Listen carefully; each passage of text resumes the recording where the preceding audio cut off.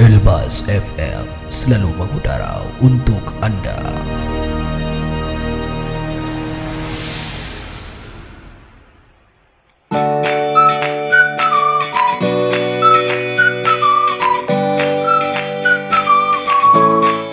Ya rekan saya semua, kembali lagi di podcast Elbas. Nah, di part keempat ini kita akan melanjutkan 8 kriteria yang sudah kita singgung tadi, ada 4. Nah, ini kita langsung ke kriteria yang kelima ya, Mem.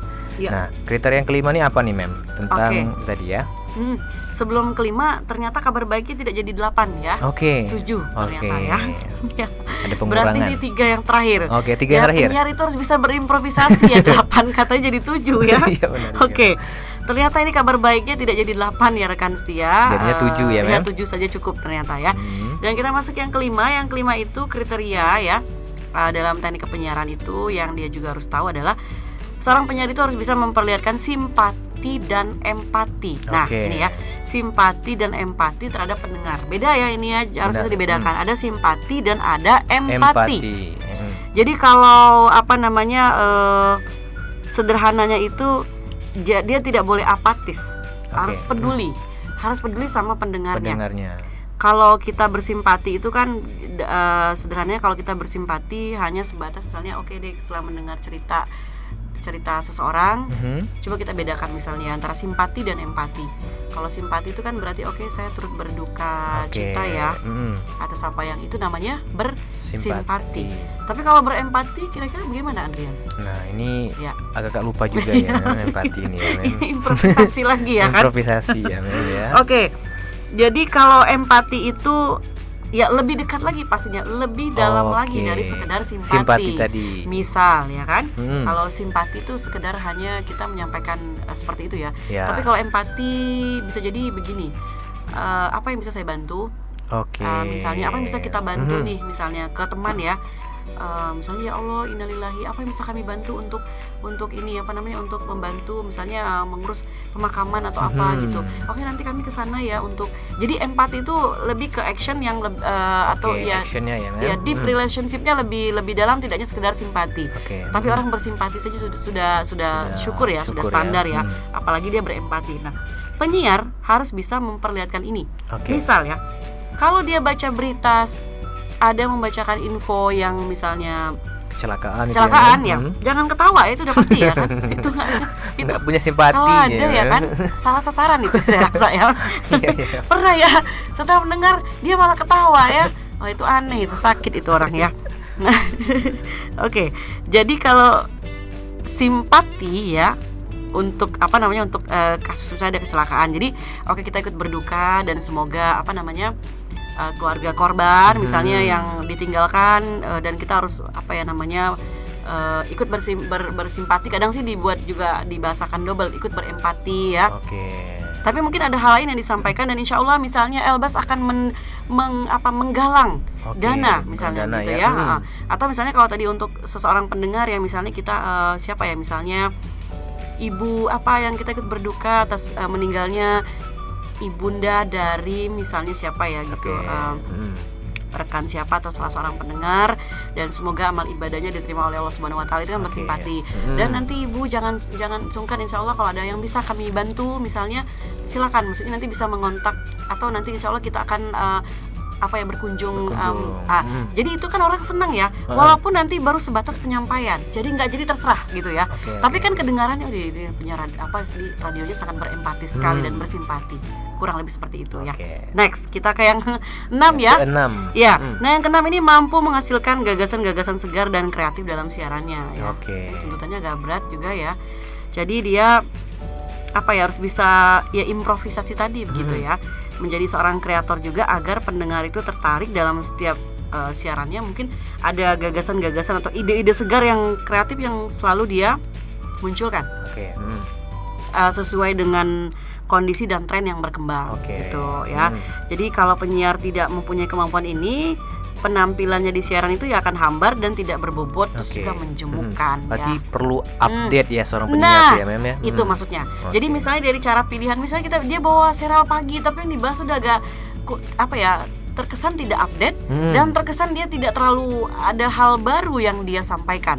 Tapi ketika orang mendengar, wah ini kalau rekan siaran tuh selalu ada saja gitu ya, idenya tuh selalu yang memang kekinian. Misalnya apa nih, kita akan menyampaikan tips misalnya yang lagi dibutuhkan orang sekarang apa nih rekan. Misalnya oke lah kalau standarnya bagaimana prokes di masa pandemi misalnya gitu ya, atau tetap eksis di masa pandemi.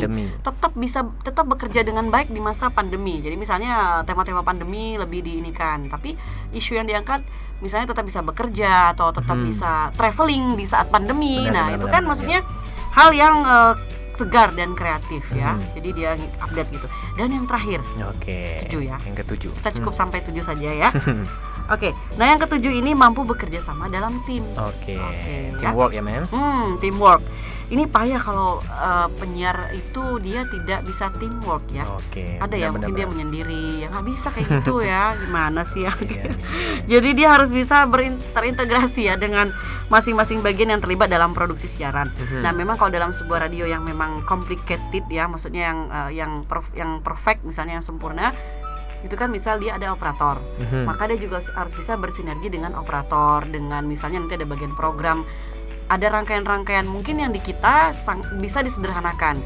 Misal di Elbas tidak ada operator ya kan, tapi dia cukup koordinasi misalnya dengan tim yang lain. Tadi gimana? Ini gimana siaran? Tadi kok misalnya komputernya ini gitu ya. Coba kalau dia tidak bertim yang baik, nanya enggak, simpan aja sendiri, kan nggak mungkin ya kan? Mana penyiar kok menyimpan keluh kesahnya sendiri kan nggak masuk ya. Jadi dia harus benar-benar mempunyai teamwork yang bagus gitu. Nah, supaya bisa berjalan dengan baik. Nah, saya rasa itu cukup nih rekan-rekan. Ya. Sudah banyak ya, ada 14 kayak 14 ya benar ya. Tadi ya, Mem. Pertama 3 ya. 3 tadi ya. 3. Kemudian 7 lagi. Berarti ada 17 ternyata. 17 ya. Oke. Ada 17 yang sudah kita bahas. Ya. Jadi memang untuk menjadi seorang penyiar itu perlu banyak yang diperhatikan. Tujuannya itu bukan ingin membuat pusing ya, tapi agar hal yang dipersembahkan itu menjadi lebih baik dan enak didengar tentunya ya. Karena seorang penyiar itu pada utamanya yang dijual atau yang disampaikan ke pendengar itu adalah suaranya. Jadi bagi rekan setia semua ataupun mahasiswa yang mengambil praktek siaran radio ataupun rekan setia yang mampir di podcast kita ini ingin bergabung ataupun terjun ke dunia penyiaran, jadi perlu diperhatikan punya suara yang bagus, itu perlu dilatih terus ya, Mem. Kemudian harus juga punya wawasan atau smart ya, dan juga tentunya tadi tahu tentang radio yang ingin dimasukkan dan tentunya update. Nah, jadi memang perlu banyak hal yang perlu kita perhatikan agar menjadi seorang penyiar yang baik, dan tujuannya itu juga agar membuat kualitas diri menjadi juga lebih baik ya, Mem. Iya, benar sekali rekan-rekan ya. Menangkap ya. Fokus ternyata ya. Oke. Terima kasih rekan saya semua yang sudah mendengarkan, dan jangan lupa ya untuk di like, comment, subscribe, dan juga di share ya ke teman-temannya. Siapa tahu ada yang tertarik nanti ke dunia penyiaran ya, langsung gabung ke radio yang ingin dimasukkan. Jadi insya Allah akan jadi bekal ya. Benar sekali ya, Mem ya. Mungkin terakhir ada yang pengen disampaikan, Mem? Cukup. Jadi dengan menguasai minimal tadi ya, standarnya misalnya 3 hal saja paling enggak ya. Jadi suaranya, kemudian wawasan sama keterampilannya itu ya. Terima kasih rekan saya semua yang sudah bergabung di podcast kita. Narjuilullah bihil kiram. Wassalamualaikum warahmatullahi wabarakatuh. Waalaikumsalam warahmatullahi wabarakatuh.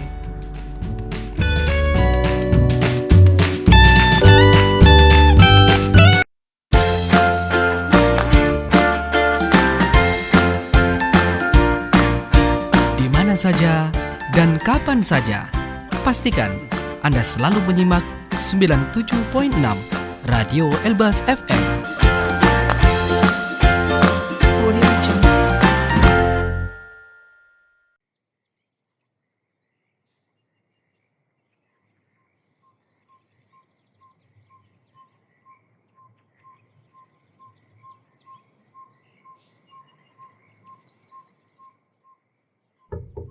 Assalamualaikum.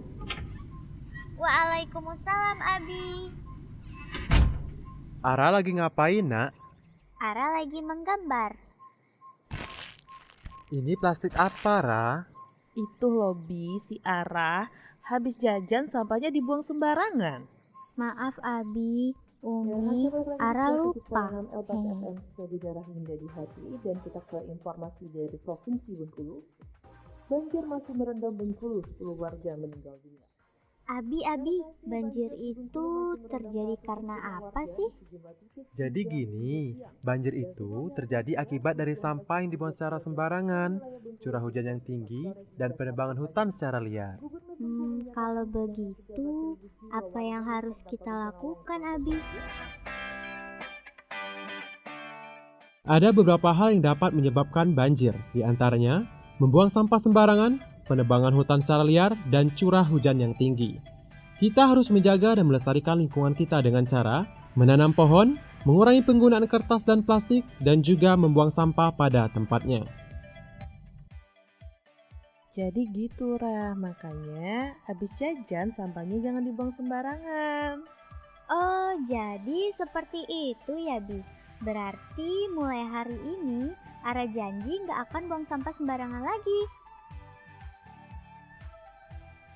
Iklan layanan masyarakat ini dipersembahkan oleh Radio Elbas 97.6 FM.